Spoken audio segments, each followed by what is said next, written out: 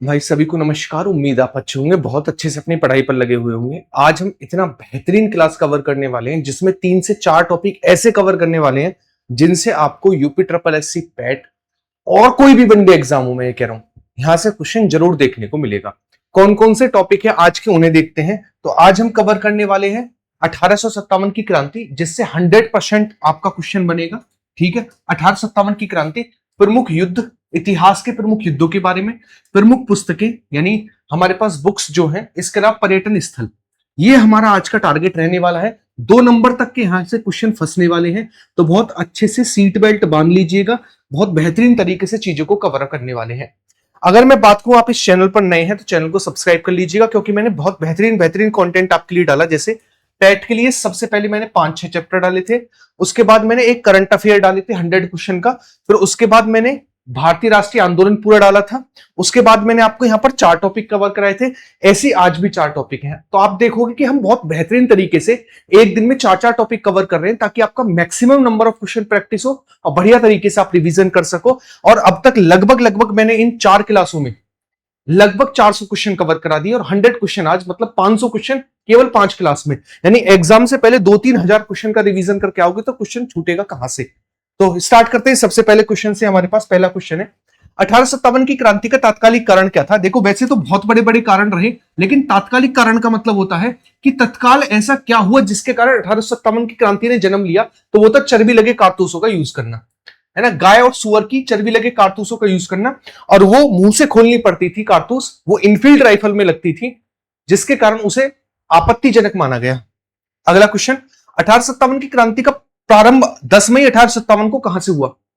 इसको भारतीय स्वतंत्रता का पहला संग्राम कहा जाता है। 1857 की क्रांति में उत्तर प्रदेश से, लखनऊ से नेतृत्व किया बेगम हजरत महल ने, झांसी से किया रानी लक्ष्मीबाई ने, कानपुर से किया नाना साहिब ने, है ना, और बरेली से किया खान बहादुर खान ने, आप याद रखेंगे, और लियाकत अली ने किया था प्रयागराज से 1857 की क्रांति का नेतृत्व। अगर हम बात करें कहां से स्टार्ट हुई 1857 की क्रांति, तो ये स्टार्ट होती है हमारे पास मेरठ से, है ना। तो इसीलिए मेरठ को क्रांति नगर भी कहा जाता है। और यहां पर एक संग्रहालय भी है, स्वतंत्रता संग्राम संग्रहालय, इसी के कारण। अगला क्वेश्चन, मंगल पांडे ने अंग्रेज अधिकारियों के विरुद्ध विद्रोह कहां किया था। तो ये थे कहां पर, वेस्ट बंगाल की बैरकपुर छावनी में। 34वीं नेटिव इन्फेंट्री में एक सैनिक थे, और ये कहां पर थे, ये थे बैरकपुर, वेस्ट बंगाल, 34वीं नेटिव इन्फेंट्री। अगला क्वेश्चन, 1857 के विद्रोह के समय भारत का गवर्नर जनरल कौन था। तो देखो, अगर बात करें डलहौजी को लेकर, तो इस समय पर क्या हुआ था, तो इस समय पर हमारे पास क्या हुआ था, तो इस समय पर रेल चलाई गई थी भारत में। क्या चलाई गई थी, रेल चलाई गई थी भारत में, आप सभी को पता है। ठीक है, तो इन्हें रेलवे का जनक कहा जाता है। ठीक है, रिपन जो थे, रिपन, इनके समय प्रथम जनगणना हुई थी भारत में नियमित आधार पर। अगर बात करें कैनिंग को लेकर, तो कैनिंग इस समय पर कौन थे, कैनिंग थे इस समय पर 1857 की क्रांति के समय पर कौन, गवर्नर जनरल। नेक्स्ट, 1857 में दिल्ली में विद्रोहियों ने किस भारत का सम्राट घोषित किया था। तो ये कौन थे हमारे पास, ये थे बहादुर शाह जफर। कानपुर में किसने नेतृत्व किया था, मैंने कहा नाना साहिब। आपसे पूछे नाना साहिब का वास्तविक नाम क्या था, धोंदू पंत। क्या था, धोंदू पंत इनका वास्तविक नाम था। बेगम हजरत महल ने लखनऊ से किया था, खान बहादुर खान ने बरेली से किया था, और कुंवर सिंह जो थे, इन्होंने आरा बिहार से किया था। अगला क्वेश्चन, अच्छा, आप यूपी ट्रिपल एससी पैट देखो। सबसे पहले यूपी ट्रिपल एससी पैट को बहुत हल्के में मत लेना। यूपी ट्रिपल एससी पैट से अभी पिछले वाले पैट से सारी वैकेंसी निकल चुकी है। पहली चीज, ऐसा नहीं है कि निकलती नहीं है, यह वो यूपी ट्रिपल एससी पैट जो है इन वैकेंसियों को निकालता है। लोअर पीसीएस बहुत ही तगड़ी वैकेंसी है, यूपी की सबसे तगड़ी वैकेंसी है जो पैट से निकलती है। इसके अलावा लेखपाल, मैं मानता हूं कि लोकल लोगों में इससे ज्यादा इज्जतदार नौकरी कुछ नहीं है। इसके लिए वीडियो और वीपीओ, ये वैकेंसी लोअर पीसीएस पैट से निकलती है। तो पैट को बिल्कुल भी ऐसा मत सोचना, बहुत ही हल्के में ले लो। हमें इसमें अच्छा स्कोर करना है। अगर हमने इसमें अच्छा स्कोर किया तो जो आपका मेंस एग्जाम होगा उसमें भी आप अच्छा स्कोर करोगे। ठीक है, तो हमें कौन कौन से टॉपिक पढ़ के जाने, तो जीडी हो चाहे वो यूपी ट्रिपल एससी पैट हो, ये ऐसे टॉपिक हैं जो आपके हर एक एग्जाम में बनते हैं। 99% पार्ट यहीं से पूछा जाता है, अगर आप अच्छे से कवर करके जाएंगे इन टॉपिक को। कौन कौन से, जैसे ज्योग्राफी में नदी, पर्वत, पठार, बांध, 7 महाद्वीप, सोलर सिस्टम, पृथ्वी की गतियां, हिस्ट्री में हमारे पास गुप्त काल, मौर्य काल, सिंधु घाटी सभ्यता 1857 से लेकर 1947 का घटनाक्रम, प्रमुख युद्ध, जैसे युद्ध वाला पार्ट में आज कवर करा रहा हूं। संविधान संशोधन, अनुच्छेद और भाग, ये दोनों में कवर करा चुका हूं। फिजिक्स में गति, बल, लाइट, चुंबक, विद्युत। केमिस्ट्री में एसिड बेस सॉल्ट, रिएक्शन और पीरियोडिक टेबल। बायोलॉजी में प्लांट किंगडम, एनिमल किंगडम, पाचन तंत्र और नर्वस सिस्टम। इकोनॉमिक्स में पंचवर्षीय योजना, गरीबी, बैंकिंग और मुद्रास्फीति। यूपी में देखो, यूपी की जीके नहीं पूछी जाती है, ये मुझे पता है, लेकिन कनेक्ट करके पूछ लेता है। जैसे भारत की नदियों को पूछेगा, उसमें यूपी वाला पार्ट पूछ लेगा, समझ गए। तो उत्तर प्रदेश की नदियां, राज व्यवस्था, प्रमुख व्यक्ति और उत्सव और मेले, है ना, यूपी जीके मत मानकर चलेगा, ओवरऑल जीके का पार्ट है। और एक साल का करंट अफेयर, यूपी का अलग और ओवरऑल अलग, ये आपको कवर करके जाना है बढ़िया तरीके से। स्क्रीनशॉट ले लीजिए आप, मतलब अपने नोट्स तो होंगे आपसे, उन नोट्सों से रिवीजन करते रहो डेली, कोई सा भी टॉपिक उठा के, ठीक है।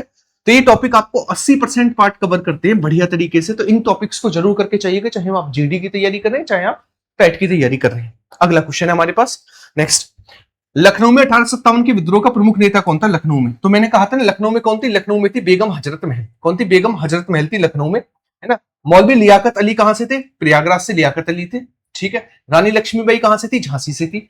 रानी लक्ष्मीबाई का जन्म बनारस में हुआ था, जिनके बचपन का नाम मणिकर्णिका यानी मनु था, और इन्हीं के नाम पर बनारस में एक घाट भी है जिसका नाम मणिकर्णिका घाट, और इनकी समाधि ग्वालियर में है। समाधि कहां पर? इनकी समाधि ग्वालियर में है। नेक्स्ट, बिहार में 1857 की क्रांति का नेतृत्व किसने किया था? तो बिहार से कौन थे? बिहार से तो कुंवर सिंह। कौन थे? कुंवर सिंह थे। ये हो गए कहां से? ये हो गए हमारे पास कानपुर से, तात्या टोपे ने इन्हीं का साथ दिया था। रामचंद्र पांडुरंग इनका नाम था। बख्त खां, बहादुर शाह जफर को जब नेता चुना गया था तो वास्तविक शक्ति बख्त खां के हाथ में थी। किसके हाथ में? बख्त खां के हाथ में थी। बरेली से विद्रोह का नेतृत्व किसने किया था? बरेली से खान बहादुर खान के द्वारा किया गया था, बरेली से नेतृत्व, ठीक है ना।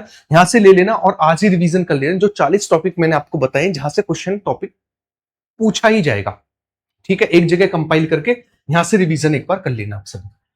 फैजाबाद से 1857 की क्रांति का नेतृत्व किसने किया था? फैजाबाद से। तो फैजाबाद से कौन थे हमारे पास? अजीमुल्ला। कौन थे? अजीमुल्ला थे फैजाबाद से। फैजाबाद पूछा ना। मौलवी अहमदुल्ला शाह। अगला, रानी लक्ष्मीबाई कहां से? झांसी। अगला, 1857 के विद्रोह को भारत का प्रथम स्वतंत्रता संग्राम किसके द्वारा कहा गया है? तो कहा गया वीडी सावरकर जी के द्वारा। अगला क्वेश्चन, अंग्रेज इतिहासकार जॉन लॉरेंस ने 1857 के विद्रोह का प्रमुख कारण क्या बताया है? तो प्रमुख कारण जो था वो था हमारे पास चर्बी वाले कारतूस। तात्या टोपे का वास्तविक नाम क्या था? रामचंद्र पांडुरंग।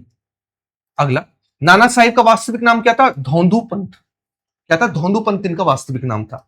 नेक्स्ट, 1857 के विद्रोह के बाद ईस्ट इंडिया कंपनी का शासन किस अधिनियम द्वारा समाप्त किया गया? किस अधिनियम के द्वारा समाप्त किया गया? तो आप याद रखेंगे, यह अधिनियम था हमारे पास भारतीय शासन अधिनियम 1858। ठीक, 1858, जो मैंने आपको बताया 40 टॉपिक।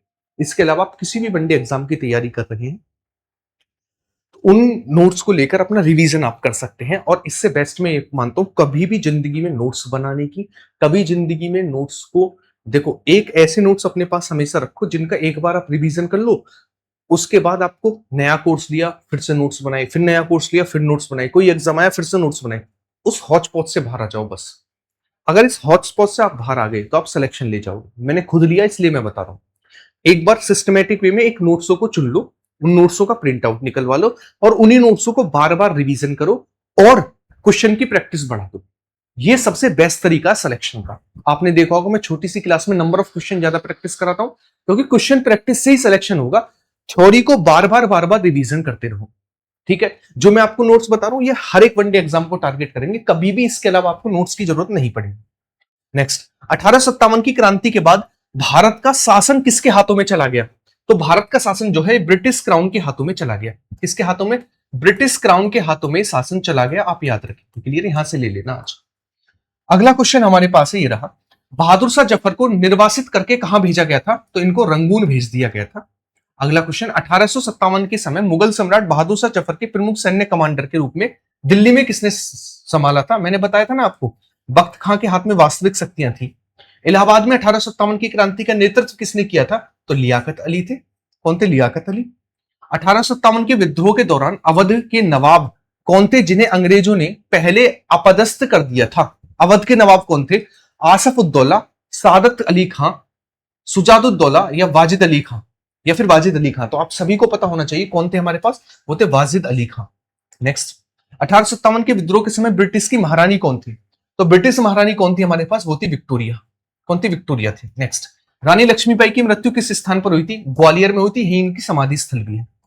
अगला, 1857 के विद्रोह के बाद ब्रिटिश सरकार की भारत संबंधित घोषणा किस महारानी के नाम से जारी की गई? किस महारानी के नाम से जारी की गई तो आपको बताना। तो मैंने आपको बताना इस समय पर कौन थी, विक्टोरिया थी, उन्हीं के नाम से जारी होगा। 1857 के विद्रोह में जगदीशपुर का संबंध किस नेता से था? है ना, जगदीशपुर से कौन थे? जगदीशपुर मतलब बिहार, सॉरी जगदीशपुर पूछा नाना साहेब टैटो पे, कुंवर सिंह, है ना, कौन थे? कुंवर सिंह थे। ठीक है। अगला, प्लासी का युद्ध कब हुआ? 1757 में होता है प्लासी का युद्ध। कब? 1757 में होता है। नेक्स्ट, प्लासी के युद्ध में अंग्रेज सेना कमांडर कौन था? तो अंग्रेजी सेना का सेना कमांडर रॉबर्ट क्लाइव। अगला, बक्सर का युद्ध कब हुआ था? 1764 में बक्सर का युद्ध हुआ था। कब? 1764 में। बक्सर के युद्ध में अंग्रेजी सेना का नेतृत्व किसके द्वारा किया गया था? तो अंग्रेजी सेना का नेतृत्व जो है ये किया गया था हेक्टर मुनरो के द्वारा। किसके द्वारा? हेक्टर मुनरो के द्वारा जो है नेतृत्व किया गया था। अगला, पानीपत का प्रथम युद्ध कब हुआ था? तो पानीपत का प्रथम युद्ध जो है हमारे पास, पानी पिया खाना खाया 1526, बाबर और इब्राहिम लोदी के बीच, जिसमें बाबर की जीत होती है। पानीपत का प्रथम युद्ध किस किस के बीच हुआ? तो मैंने आपको बताया बाबर और इब्राहिम लोदी, जिसमें बाबर की जीत हुई। खानवा का युद्ध, पानी पिया खाना खाया 1527, राणा सांगा और बाबर के बीच हुआ। नेक्स्ट, खानवा का युद्ध किसके साथ हुआ था? राणा सांगा के साथ हुआ था बाबर का, है ना। अगला क्वेश्चन, पानीपत का द्वितीय युद्ध कब हुआ हमारे पास? तो पानीपत का द्वितीय युद्ध कब होता है? तो आपको बताना है पानीपत का जो द्वितीय युद्ध था वो हमारे पास हुआ 1556 में। और किस किस के बीच हुआ? अकबर और हेमू के बीच हुआ। नेक्स्ट, पानीपत के द्वितीय युद्ध में अकबर की ओर से सेना का नेतृत्व कौन कर रहा था? तो सेना का नेतृत्व जो है अकबर की तरफ से कौन कर रहा था? तो वो था बैरम खां। कौन था? बैरम खां था। नेक्स्ट, पानीपत का तृतीय युद्ध कब हुआ था हमारे पास? तो 1757 में हुआ पानीपत का थर्ड वॉर। कब? 1757 में हुआ। पानीपत का थर्ड वॉर पूछा, 1761 में हुआ। 1761 में पानीपत का तृतीय युद्ध मराठा और किसके बीच हुआ? तो ये हुआ हमारे पास अहमद शाह अब्दाली और मराठाओं के बीच। अहमद शाह अब्दाली और मराठाओं के बीच। हल्दी घाटी का युद्ध कब हुआ हमारे पास? 1576 में हुआ हल्दी घाटी का युद्ध। कब? 1576 में हुआ हमारे पास हल्दी घाटी का युद्ध। क्लियर है। यहां से टॉप 40 का रिवीजन आज कर लेना। मैं आपको बता रहा हूं ये पार्ट आपको बेस्ट रहेगा, और ये केवल पैट को ही नहीं बल्कि हर वनडे एग्जाम को टारगेट करेगा। यानी इन 40 टॉपिक को करने के बाद आप सहनसा महसूस करोगे अंदर से कि हाँ जीएस में कि हमने कुछ पढ़ा है और हमारे अंदर कॉन्फिडेंस है, जिस मोक को लगाओगे उसमें नंबर भी बढ़ेंगे। ठीक है। और दूसरी बात, कभी भी नोट्स बनाने की जरूरत भी नहीं पड़ेगी। क्लियर है। चलेगा, अगला क्वेश्चन हमारे पास है, हल्दी घाटी के युद्ध में मुगल सेना का नेतृत्व किसके द्वारा किया गया था? मुगल सेना का नेतृत्व, तो मुगल सेना का नेतृत्व जो है ये किया गया था हमारे पास राजा मानसिंह के द्वारा। तालीकोटा का युद्ध कब हुआ था? 1565 में हुआ था तालीकोटा का युद्ध।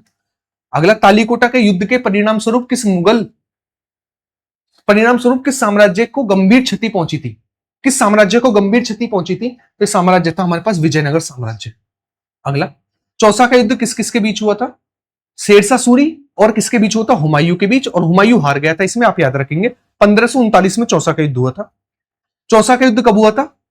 चौसा 1539 में हुआ था चौसा का युद्ध, है ना। कब हुआ था? 1539 में हुआ था चौसा का युद्ध। कन्नौज या बिलग्राम का युद्ध कब हुआ था?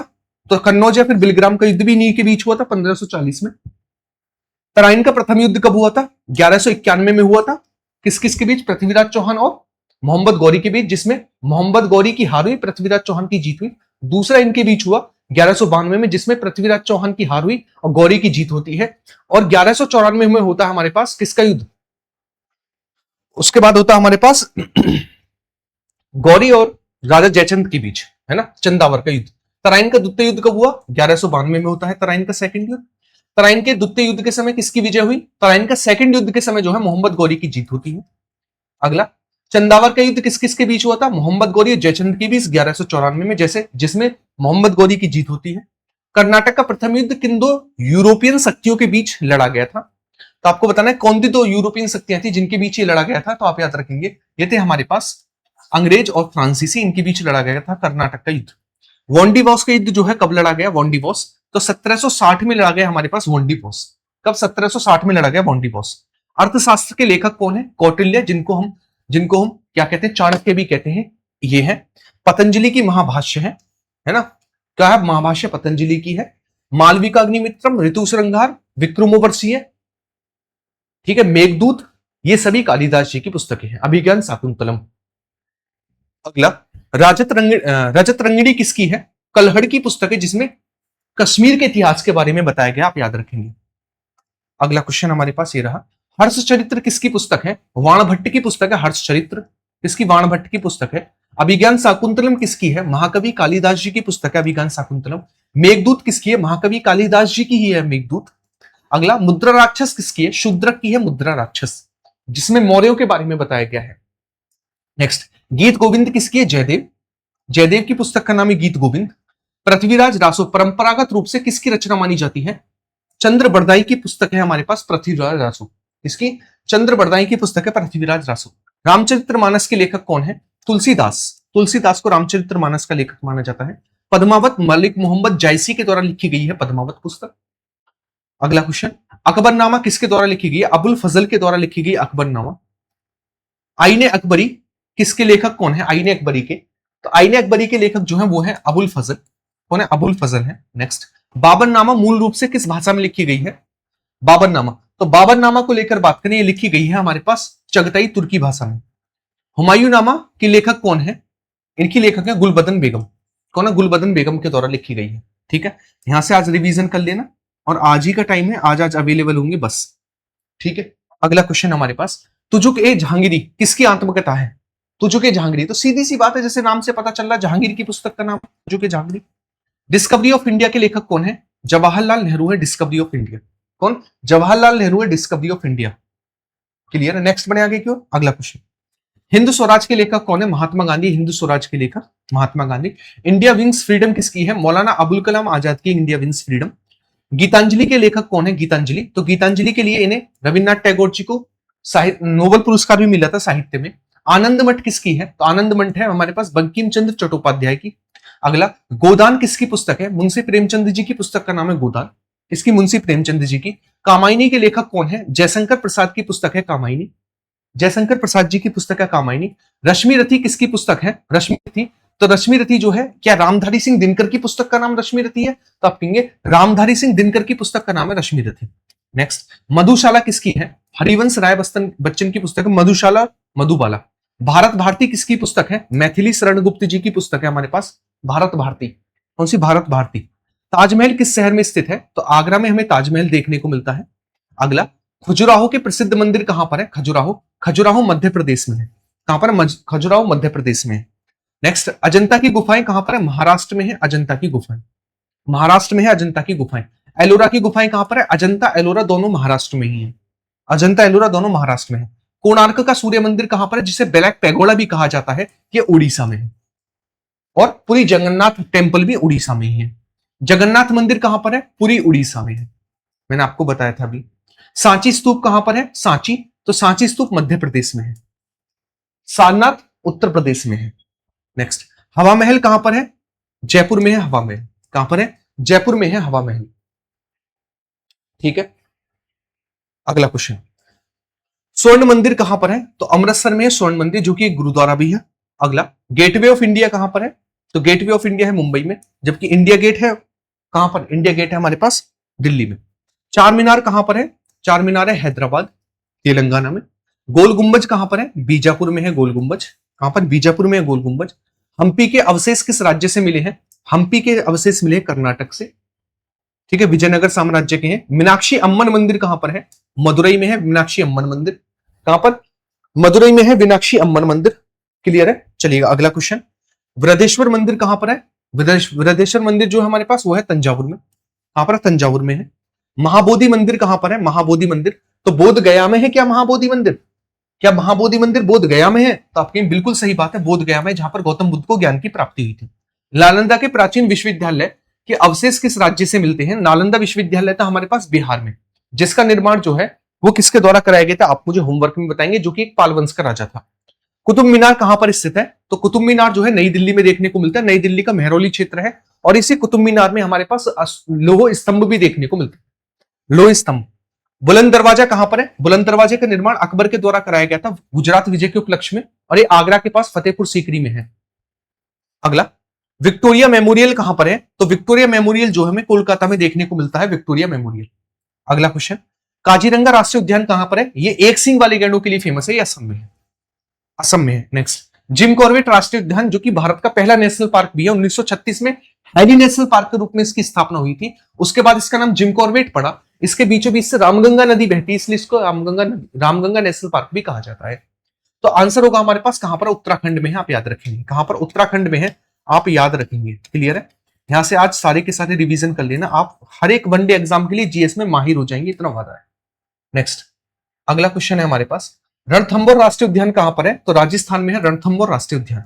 अगला है, स्टैच्यू ऑफ यूनिटी किस राज्य में है? स्टैच्यू ऑफ यूनिटी जो है गुजरात में है। सरदार वल्लभ भाई पटेल की प्रतिमा को कहा जाता है स्टैच्यू ऑफ यूनिटी, जो कि नर्मदा नदी के ऊपर है। अगला क्वेश्चन 100, इंडिया गेट का डिजाइन किसके द्वारा तैयार किया गया था? तो इंडिया गेट का डिजाइन जो है एडविन लुटियंस के द्वारा डिजाइन किया गया था। और ये आपके लिए होमवर्क का क्वेश्चन है, ये आपके लिए होमवर्क का क्वेश्चन है।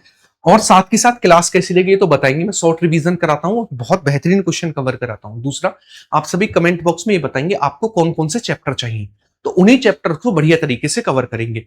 पैड से पहले इतना बेहतरीन रिवीजन मैं आपको करा दूंगा जिसका कोई जवाब नहीं। चैनल को सब्सक्राइब करना, बाकी वीडियो को लाइक करना और कमेंट बॉक्स में जरूर बता के जाना कि आपको नेक्स्ट चैप्टर किसका चाहिए। बाय बाय, टेक केयर, सभी को जय हिंद।